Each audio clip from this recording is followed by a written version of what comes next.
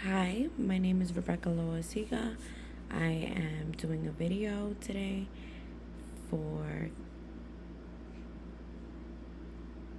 safe learning environments and mindset video. Today we will be going over a few points.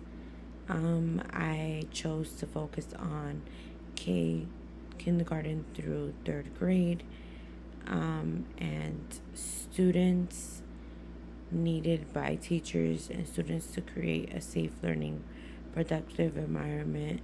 In order for that to happen, there needs to be open dialogue amongst professional, like all of the general education, special education educators, along with service providers like occupational therapists, speech, physical therapists,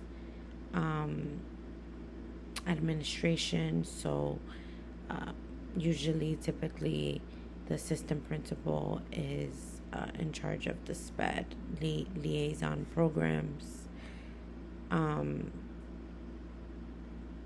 and parents, right? Ultimately, most of the times we leave the parents out of the picture, so it's highly important that when speaking on a child and when we want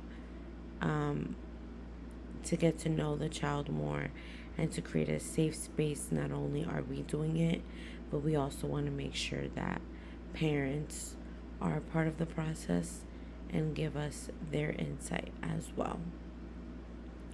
So, according to the article, Ethical Principles and Practice Standards, it states collaborate with both general and special education professional colleagues, as well as other personnel serving individuals with exceptionalities to improve outcomes for individuals with exceptionalities. So again, that just goes over what I was saying in terms of making sure that we're having open dialogue with everyone that needs to have it outside of the classroom. That can also be beneficial for the student. Students should be given an individualized plan as well as students are not as well because students are not the same, and students learn differently. So if a child has an IEP, making sure that we're going over those goals and those all the information that previous service providers gave, and for the new evaluation, making sure that we are up to date when it comes to that, and we are on top of comparing where they were and where they are today. So students should be given an IEP if need be. Per education, general ed setting or special education setting, teachers and staff should be trained professionally when it comes to safety training and the safety in the classroom. Teachers should be trained when students are in a crisis, along with paras. The teacher must have a growth mindset.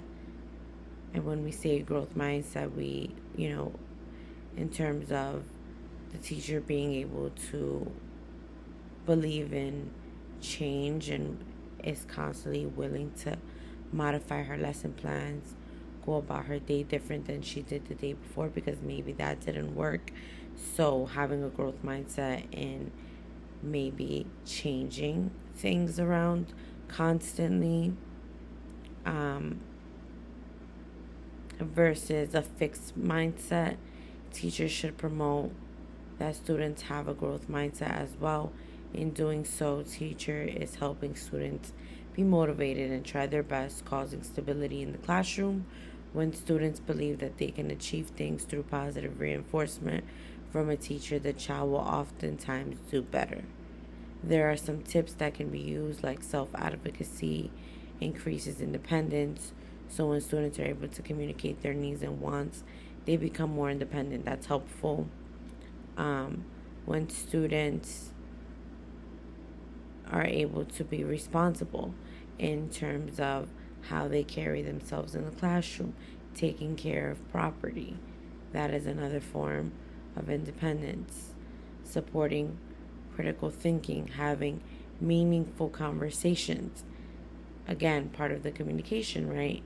Having them being able to have a whole group discussion, a one-to-one discussion with a peer, and a teacher-led conversation with the student is all helpful because you see the child have different conversations and the growth in those conversations.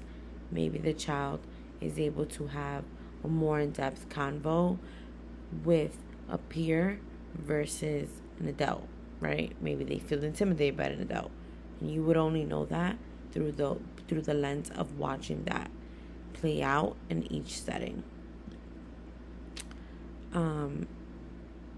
And it will help with their participation. It will help promote social emotional support and be able to identify their wants and needs. Thank you so much for listening. Have a great evening.